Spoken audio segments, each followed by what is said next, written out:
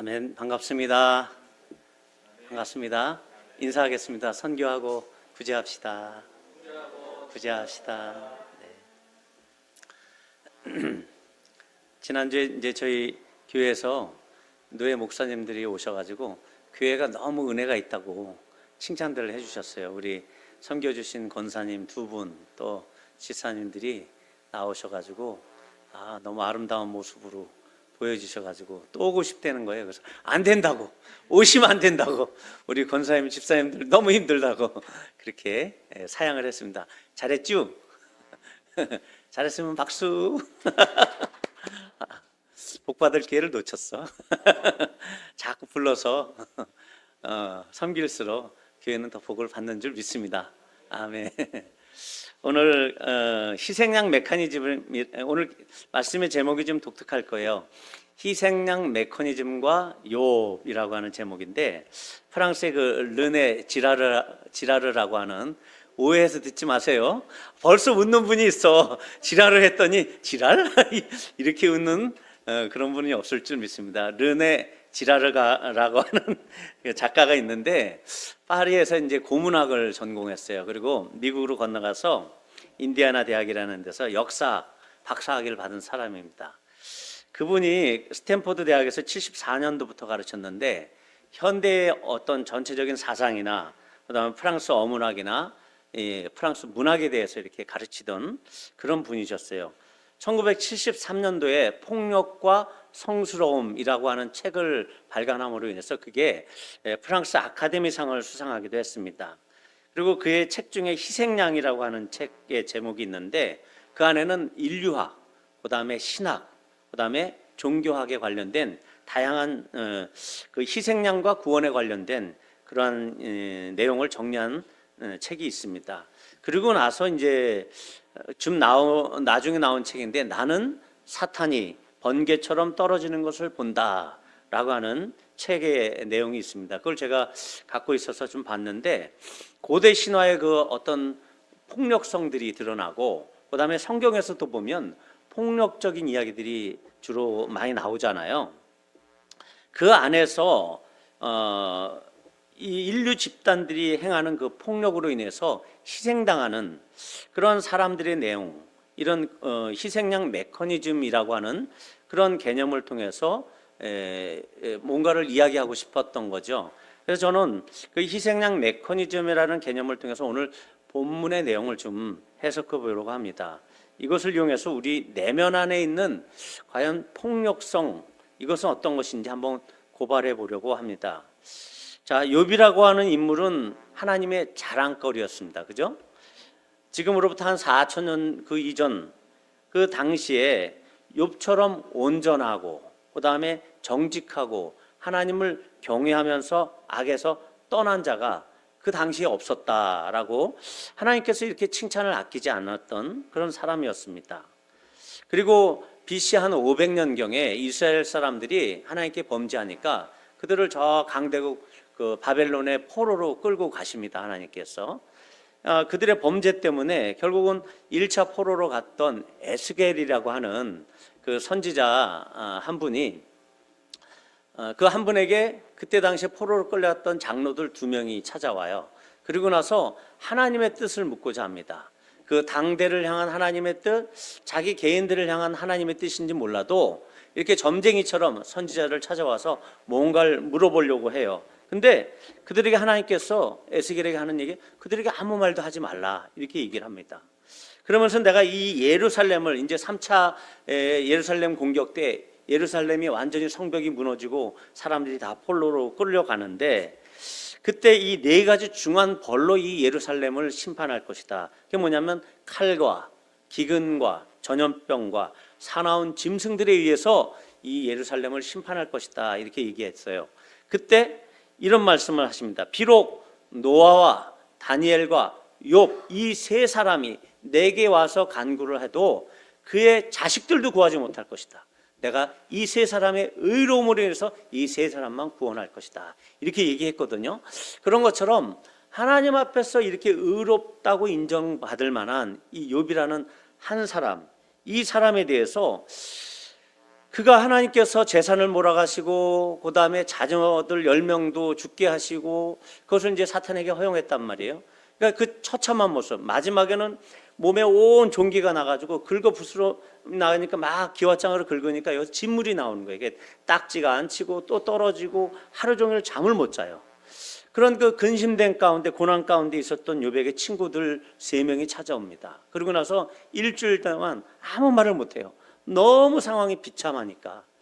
그런 가운데 이들은 일주일 동안 무슨 생각을 하셨는지 몰라도 욥에 대해서 그러니까 그 전에 욥이 한탄을 했어요. 자기의 입을 열어서 자기의 생을 저주했어요. 내게 생일이 없었다면, 하나님께서 어머니 모태에서 나를 잉태케 하시지 않았다면, 그날이 없었다면, 이렇게 생일을 저주하고 그 다음에 죽음에 대해서 갈구합니다. 하나님, 나를 좀 빨리 데려가 주십시오.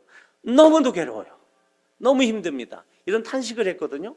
그랬더니 이 친구들은 그것이 하나님을 향해서 대항하는 그런 개념으로 받아들인 거예요. 네가 뭔가 문제가 있어서 그런 거 아니야? 욥이 문제가 있습니까? 욥은 지금 하나님의 테스트 가운데 들어왔습니다. 마치 전교 1등의 학생에게 그 학생을 사랑하는 그 선생님, 수학 선생님은 어떤 문제를 제시하죠? 저 수학 경시대회 같은 문제를 갖다 주는 거예요. 너 한번 풀어봐. 그걸 풀어볼 때, 그 학생이 그걸 풀어나갈 때 그 선생님은 얼마나 기쁘겠어요.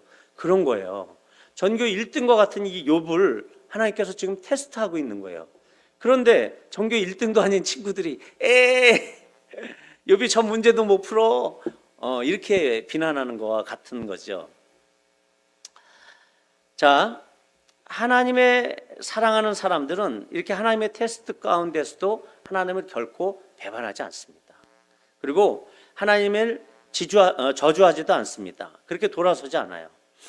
하지만 욥은 너무도 괴로운 나머지 탄식했죠. 그의 생명을 속히 거두어 가기를 소원했습니다. 시편 88편에도 보니까 고라의 자손 중에 한 사람인 해만이라는 사람이 내가 어릴 적부터 고난을 당하여 죽게 되었다, 이런 표현을 해요. 그러면서 주께서 두렵게 하실 때 당황했습니다. 하도 고난이 자주 오니까, 어려서부터 고난을 당하니까 두려운 거야. 언제 또 나를 고난 가운데 들어가게 하실까? 이런 탄식처럼 욥의 탄식을 보고 있던 그의 절친들은 그들 안에 정의감이 발동이 되기 시작했습니다. 그의 고통의 정도를 헤아리거나 그의 고통에 동참하려고 하는 그 마음보다는 그의 하소연, 그 탄식에 대해서 핀잔을 주기 시작합니다. 그래서 나이가 조금 더 먹은 엘리바스라고 하는 그 친구가 먼저 이야기합니다. 은근히 건전하게 그리고 신사적으로 이야기하는 것 같지만 이 고난의 원인은 바로 너의 숨은 죄가 있었을 것이다 라는 겁니다. 그리고 두 번째, 친구가 지난 7장, 8장에서 이야기하기를 수아 사람 빌닷이라고 하는 그 사람이 어떤 말 하냐면, 너 입의 말이 거센 바람과 같구나. 어찌 하나님 앞에 그런 불경스러운 말을 하는고, 이런 얘기를 하는 거예요. 너의 자녀들이 주께 죄를 지었기 때문에 주께서 그들을 그 죄에 버려두신 거야. 이렇게 이 욥의 삶을 재단하고 판단하고 그들이 갖고 있는 정의감으로 해석을 해냅니다. 그러니까 우리 한국교회 모습들 중에, 크리스찬들의 모습 중에 이런 말 있죠. 너 기도하지 않기 때문이야. 그렇게 쉬운 말을 그렇게 쉽게 내뱉으면 안 되는 겁니다. 그런 것처럼 성경의 가르침 중에서 일반적이고 당연한 가르침들이 있죠. 그런 것들은 이제 프로그램한 그런 성경 공부 프로그램이나 뭐 옛날에 양날개 프로그램 그런 거 아시죠? 또 뭐 있죠? 뭐 제자훈련 프로그램 같은 게 많이 있잖아요. 그런데 뭐 그 중에서는 이 구원파처럼 너무 구원을 강조해가지고 그렇게 자신들이 그 구원에 대해서 열정이 있다, 이런 모습들로 포장하는 그런 사람들도 많이 봤습니다. 새로운 성경 공부 프로그램을 수료한 그 경험을 가지고 자랑하는 사람들도 많아요. 저도 이제 베델 성경 공부 한번 하고 나니까 성경을 한번 쫙 간통한 것 같아가지고 뿌듯하더라고요. 그래서 옛날 전에 했던 교회에서도 너 베델 성경 공부했니? 이렇게 물어봤던 거죠. 그리고 어떤 선교단체나 예수제자 훈련 프로그램 뭐 이런 것들을 한 사람들은 다른 사람들의 신앙을 그 스펙트럼 안에서 해석을 해버리는 거예요. 그의 삶의 진정한 고통과 그의 삶에 하나님과 함께 동행했던 그 모든 삶들이 그 스펙트럼 안에서 재단되어져 버리는 것입니다. 그 프로그램을 이수한 사람들은 은혜를 받은 사람이고 그렇지 못한 사람은 못 받은 거죠. 그래서 그걸 무슨 주의로 만들어봅니다. 대표적인 게 기도원주의죠. 기도원에 안 가고 성령 세례 안 받으면 신앙이 없는 것으로 다 판단을 하고 방언 안 받으면 신앙이 없는 것으로 판단했던 것이죠. 이것이 바로 집단적인 우월성을 배경으로 삼은 신앙의 어리석은 모습들이었습니다. 결국은 자기 신앙의 어떠함을 그런 것들로 포장하고 자기를 만들어 내기 위해서 그렇게 만들었던 것이죠. 욥의 이 세 친구의 공격은 그런 모습을 잘 대변하고 있는 것 같습니다. 욥은 그 누구보다도 하나님이 인정하시는 그러한 인물임에도 제가 말씀드렸듯이 특별법에 적용을 받는 분이에요.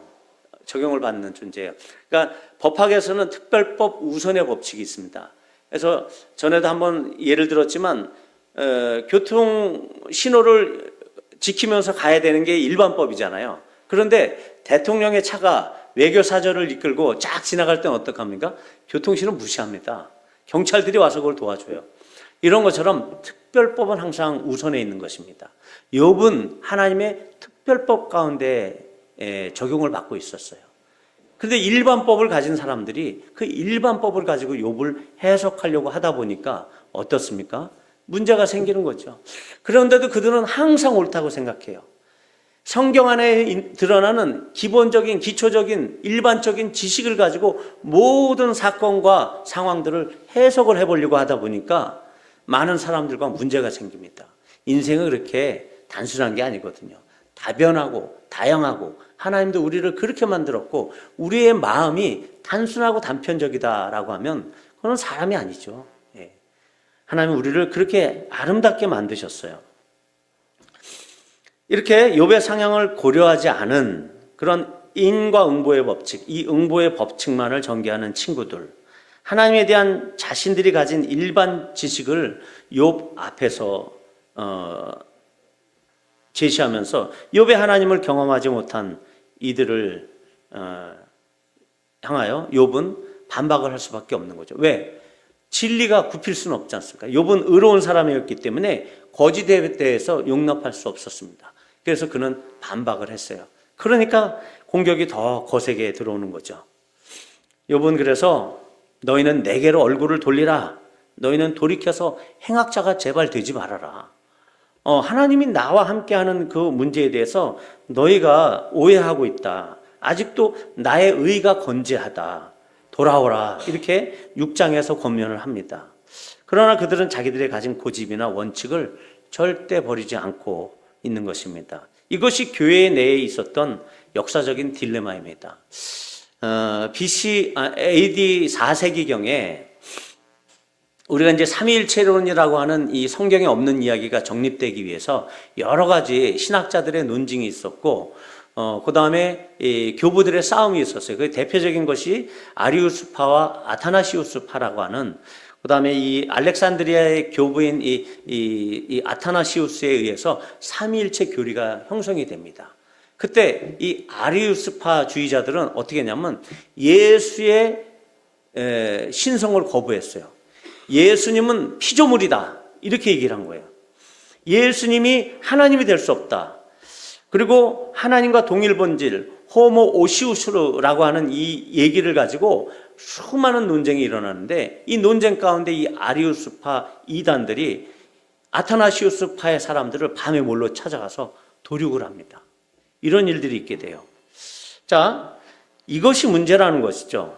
우리 기독교 역사에 있어서 다른 사람을 자기의 하나님의 뜻이다라고 하는 그 핑계로 그것이 하나님의 뜻이다라고 갖고 있는 자기의 일반 원칙을 가지고 어떻게 해요? 그 사람들의 생명까지 뺏어가는 그러한 일들이 있었다라는 것입니다. 바로 아까 말씀드린 희생양 메커니즘으로 사람들을 희생양으로 만들어버린 것이죠. 이 희생양 메커니즘 뭐냐면 고대 사람들은 신에 대해서 두려움을 갖고 있었잖아요. 왜? 천재지변이 일어나니까. 그래서 신에게 잘못 보이면 신의 저주를 받을 수 있다는 그 두려움이 있었습니다.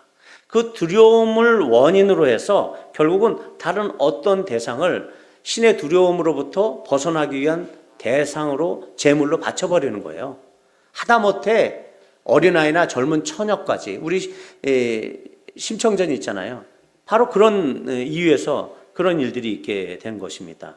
자기의 행복을 위해서 다른 사람의 희생을 강요하는 아주 악한 사상, 그 밑바닥에 깔려있는 사조를 보면은 너무 악한 것이죠. 그러니까 예수의 이름으로, 복음의 이름으로, 혹은 신의 이름으로 자연 발생적인 폭력에 의한 만장일치를 이뤄내는 겁니다.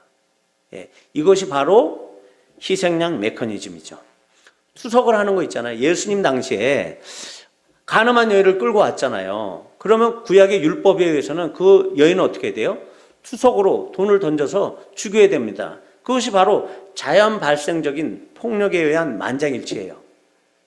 구약에서도 그걸 인정했어요. 그 여인이 실제로 가늠한 여인이면, 남편이 있음에도 불구하고 가늠한 여인이면 그게 이루어져야 합당한 것입니다. 그런데 예수님은 어떻게 그 문제를 해결하셨죠? 그들이 모여있는 그 땅바닥에 무엇인가를 썼어요. 그러니까 그것을 보고 그들의 양심의 가치를 느꼈는지 다 하나둘씩 물러갔습니다. 그 여인을 향해서 이제는 다시 죄를 짓지 말아라. 나도 너를 정죄하지 않는다. 이런 말씀을 하셨거든요. 자, 오늘 이 욥의 세 친구, 자기들이 가진 생각을 놓지 않으려고 세 사람이 함께 욥을 희생양으로 삼고 있는 것입니다. 욥이 그들에게 잘못한 게 없어요. 하나님을 향해서도 죄 지은 게 없습니다. 그들은 자기들의 의로움을 드러내고자 오직 욥을 난폭하게 말로써 폭행하고 있는 것입니다. 그의 고통을 안 한 것도 하지 않고 욥의 친구라기보다는 죽기를 바라는 그러한 적과 같은 태도로 달려들었어요. 예수님은 어땠습니까? 그 여인을 정죄하기보다는 그 여인을 먼저 불쌍히 여기셨어요. 돌로 던지기보다는 불쌍히 여기셨어요. 이 희생양 메커니즘으로부터 예수님은 떠나 계신 분이다라는 것을 볼 수가 있습니다. 우리의 가정에서도 보세요. 부부가 서로 남편이 아내를 죽이는 말을 하는 경우가 있습니다. 그죠? 그리고 아내도 나의 화를 부추기는 그 남편이, 그러니까 화를 부추기는 그 아내의 모습을 보게 되면 바로 이런 희생양 메커니즘에 의해서 희생되는 상대방들을 만들어내는 겁니다. 예를 들어서 남편들 같은 경우는 바깥에서 열심히 일을 하고 오잖아요. 근데 설거지가 안 돼 있고 집안이 엉망이야. 그러면 어떤 생각이 들죠? 나는 생계를 책임지는데 내 생계의 의무를 이렇게 열심히 감당하고 있는데 이걸 무기로 가지고 가장의 그 위치에서 가정을 군주의 위치에, 가정 안에서 군주의 위치에 앉으려고 하는 것이죠. 못난 가정입니다. 못난 가장입니다. 그의 직장에서의 화나 스트레스를 아내나 자녀들에게 쏟아붓는 것, 그것은 그들을 희생양 메커니즘에 희생당하게 하는 것이죠. 기타 여러 가지 이유 때문에 우리는 가장 아름다워야 하는 이 관계들이 정말 철저히 파괴되어지는 그런 가정이나 우리의 직장이나 관계들을 만들어가고 있다는 것입니다. 교회 공동체는 어떤가요? 교회 공동체 안에서도 자기의 신앙의 고매함 때문에 신앙적으로 어린 사람들이나 좀 더 가치 없게 보이는 사람들과 화합하지 못하는 그러한 사람들을 많이 봅니다. 아름다운 공동체의 정신을 완전히 파괴하는 행동이죠. 혹은 직장에서나 또 교회에서도 마찬가지인데 위권위자와의 올바른 어떤 그 관계에 있어서 잘 화합하지 못하는 분들이 있어요. 올바른 권면에 대해서도 체질적으로 거부하는 사람들이 있습니다. 그들이 갖고 있었던 상처 때문에 윗권위자와의 그 아름다운 관계를 통해서 하나님께서는 복 주시길 원하시거든요. 시편 133편에도 나와 있는 내용입니다. 하늘로부터 오는 복을 계속 주시고 싶어해요. 권위자를 통해서. 근데 이 권위자와의 관계의 단절 때문에 이 축복이 임하지 못하는 그런 분들이 많아요. 우리 김선희 사모님이 그런 분이었어요. 윗권위자를 너무도 싫어했어요. 그래가지고 저한테 많이 상처를 줬습니다. 네. 그건 농담이고요. 예. 후딱하면 자기 판다고. 그러니까 어떤 경우는 위권위자의 작은 실수에 대해서도 너무 민감하게 반응하는 분들이 있어요. 그것은 그들 안에서 위권위자가 그들의 어떤 가십의 형태로 희생양이 되어지는 그런 것들을 만들고 싶어하는 그런 의도들이 알게 모르게 생기는 것입니다. 그것은 그걸 깨닫지 못하는 것에 대해서 좀 문제 삼을 필요가 있다라는 것이죠. 그러니까 모든 것에 있어서 이 희생양 메커니즘이 사탄은 뿌려놨기 때문에 관계 안에서 이런 것들을 조심해야 될 필요가 있습니다. 교회 안에서도 뿌려놨죠. 아까 말씀드린 그 아타나시우스파의 또 아리우스파의 그런 논쟁의 사건에서도 그렇습니다. 자기 자신을 더 깊이 진리 안에서 성찰하고 개선하려고 하기보다는 자기의 상처 때문에 자기의 연약함을 근거로 해가지고 다른 외부에서 원인을 찾고자 하는 그 사람과 그 환경과 그 대상에 대해서 가시관을 씌워버리는 거예요. 그리고 십자가의 형틀, 자기가 만드는 십자가의 형틀에 그가 올라가기를 바라는 거죠. 십자가에서 그를 정죄하고 그가 잘못됐다. 그렇기 때문에 내 모양이 이렇다라고 하는 그런 모습으로 드러나는 것이 바로 이 희생양 메커니즘입니다. 오늘 본문을 보면은 이 욥 역시 또한 예수님 역시 이 동일한 희생양 메커니즘에 의해서 폭행을 몸소 당하셨다라는 것을 볼 수 있습니다. 자, 오늘 21절에 보니까 나는 온전하다마는 내가 나를 돌아보지 않냐고 내 생명을 천히 여기는구나. 예수님 얼마나 온전하신 분이었어요. 근데 예수님은 자기의 생명을 귀하게 여기지 않았습니다. 내놨어요. 이 희생양 메커니즘에 가늠한 여인은 보호하셨지만 자기는 스스로 희생양 메커니즘에 유대인들의 그 비난과 그 저주에 자기를 내어놓았습니다. 예, 신성 모독이다. 본인이 신이시고 전혀 억울한 것이 없음에도 불구하고 당신은 그렇게 그들에게 희생양으로 내어놓으신 것입니다. 욥 역시 오늘 21절에서 그 모습을 보게 됩니다. 온전했지만 자기의 생명을 돌아볼 여지가 없으셨던 예수님처럼 자기의 생명을 천히 여긴다 이런 고백을 합니다. 22절에도 보니까 하나님이 온전한 자나 악한 자나 멸망시키신다. 온전하신 예수님을 향해서 하나님께서는 동일하게 멸망 가운데 밀어 넣으셨습니다. 하나님께서 직접 예수님을 멸망시킨 거예요. 예. 그 모습을 지금 욥이 오늘 표현한 것이다라고 볼 수 있습니다. 23절도 마찬가지죠. 갑자기 재난이 닥쳐 죽을지라도 무죄한 자의 절망도 그가 비웃으라. 하나님은 무죄한 자 욥과 무죄한 자 예수님에 대해서 지금 비웃고 계시는 것처럼 그들을 죽음으로 몰아넣었습니다. 희생양 메커니즘으로 밀어넣어 버렸어요. 네가 희생해야 돼. 왜요? 온 인류를 위해서. 나의 사랑을 위해서. 내가 너희를 향한 사랑, 이것을 이 희생양에게 집중하여서 너희들에게 내어놓는 것이다 라는 그 메시지를 전해주시기 위해서 그런 것이죠.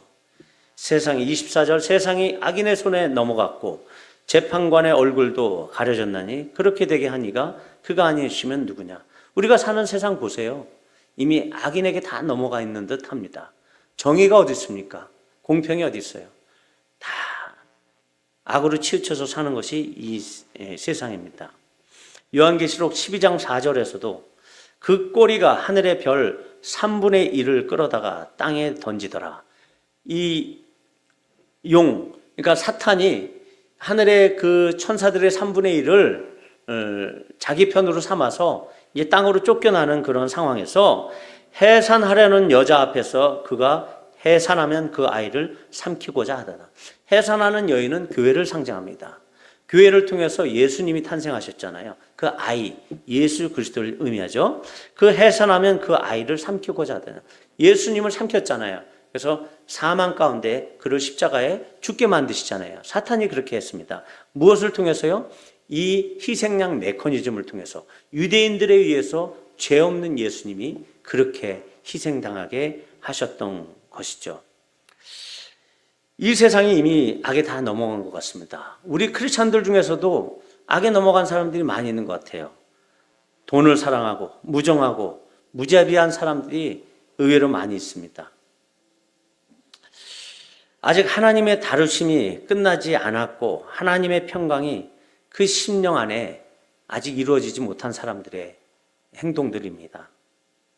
선을 행하려고 하고 미소를 얼굴에 가득하게 살고 싶어도 그들 안에 두려움이 있기 때문에 미소가 안 나와요. 행복한 모습이 안 돼요. 웃을 수가 없어요. 교회에 대해서도 그런 모습들이 너무 많은 게 안타깝다라는 거죠. 그들의 두려움 때문에 그들을 계속 쪼그라들게 하는 거예요. 먹고 사는 문제, 직장에서 받은 스트레스, 이것이 어떻게 그들을 쪼그라들 수 있게 된 상황이 됐냐는 얘기죠. 악이 득세했기 때문에 그렇습니다. 우리는 선을 행할 사람들이에요.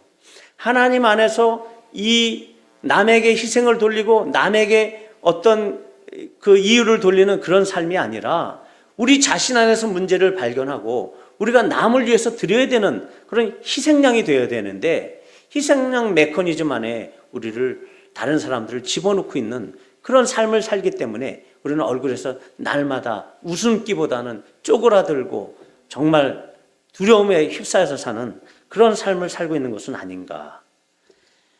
정죄하는 사람이 되어져서 늘 축복하고 찬송하는 사람이 되어야 될 텐데 그렇게 되면 우리의 갖고 있는 모든 문제들도 해결되어지고 이제는 고난 끝, 행복 시작, 하나님의 축복이 계속적으로 우리에게 부어지실 텐데 아직도 우리는 그 두려움, 이 희생양 메커니즘의 근본 동기는 바로 그 두려움이라는 데 있습니다. 그 두려움 때문에 내가 희생양이 되기보다는 다른 사람, 가까운 누군가가 내 의를 위해서 희생당해야 되는 것입니다. 그렇게 희생시켜야 되는 그런 것, 이것이 바로 나의 두려움 때문이라는 것이죠. 더 이상 나의 두려움으로 인해서 다른 사람들에게 점잖은 모습의 폭력을 행해서는 안 되는 것입니다. 엘리바스처럼 점잖은 듯이 하나님의 이름으로 또는 나는 괜찮다라는 듯이 그렇게 행하면 안 됩니다. 하나님께서 제일 기뻐하시는 분은 누굴까요? 사람은?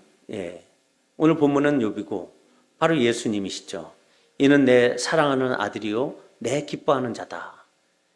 예수님께 공생의 사역을 시작하시는 그때부터 이는 내 사랑하는 이요 내 기뻐하는 자라 이렇게 말씀하셨어요. 그 사랑하는 그 예수님을 어떻게 희생양 메커니즘 가운데 내어주실 수 있었겠을까? 자기의 사랑하는 그분을 메커니즘, 그 희생양 메커니즘에 던져버리실 수 있었을까? 이 어린 양 메커니즘의 설계자와 주동자는 바로 사탄이었습니다. 근데 예수님은 오셔서 무슨 일을 했죠? 바로 마귀의 일을 스탑시키기 위해서 오셨던 것입니다. 그렇기 때문에 우리도 오늘 우리의 마귀의 일들을 다 스탑해야 합니다. 남에게 이유를 찾지 마십시오. 자기 자신 안에 더 큰 문제가 있습니다. 그런 하나님 앞에 열린 길을 가지고 좀 듣는 사람들이 됐으면 좋겠습니다. 더 이상 나의 두려움에서 나오는 그 조급함 때문에 가족들을 희생시켜서는 안 되는 것입니다. 내 가까운 사람들을 자기의 그 합리적인 이론으로 다 재단하면 안 돼요. 나의 영적인 진짜 실력이 없기 때문에 오는 그런 약한 사람들을 향한 폭력을 더 이상 가하면 안 된다라는 것입니다. 내가 비록 왜소한 것 같고 약한 처지에 있다라고 생각할지라도 이 일은 가능합니다. 이 어린 양, 희생양 메커니즘 가운데 사람들을 집어넣는 일은 내가 약할 때에도 일어날 수 있는다라는 거예요. 남을 비난하고 권위자를 가십거리로 올려놓게 되면 그 일들이 바로 그런 일을 하게 되는 거죠. 그러면서 어떤 것을 자기를 드러내냐면 자기의 자랑을 드러내게 하는 것이죠. 내가 저 사람보다 낫다. 돌팔매를 하려는 그 당사자는 아무렇지도 않게 그 일들을 행합니다. 그렇죠? 그 가늠한 여인을 향해서 돌을 던져버려요. 그러면 나는 내게로부터 돌은 던져서 그 여인을 향해서 영향력을 끼쳐도 자기들은 아무것도 아닌 것처럼 그렇게 살아갈 수 있습니다. 하지만 누군가에게 돌팔매를 던지려는 그 태도 안에 분명한 문제가 있다는 것을 우리는 기억해야 합니다. 명심해야 해요. 이제는 그러한 잘못된 판단에서 벗어나야지만이 하나님의 막힘없는 축복을 우리가 받게 될 것입니다. 욥기 후반부에 결국 하나님께서는 욥의 기도를 통해서 그의 친구들을 축복하게 복을 빌게 하십니다. 그들의 있었던 잘못된 그 행동들에 대한 그 저주를 욥의 그 축복을 통해서 그들을 풀어놓아 주시기 위해서 그런 거죠. 그들에게도 복받기를 원하시는 하나님의 계획이 있었던 것입니다. 우리가 이제 앞으로 우리 입으로 우리 주변 사람들을 좀 축복하고 늘 하나님께 감사하는 그런 삶을 살았으면 좋겠습니다. 우리 서로 복이 되고 남을 흥하게 하는 존재로 살게 되기를 주님의 이름으로 축원을 드립니다.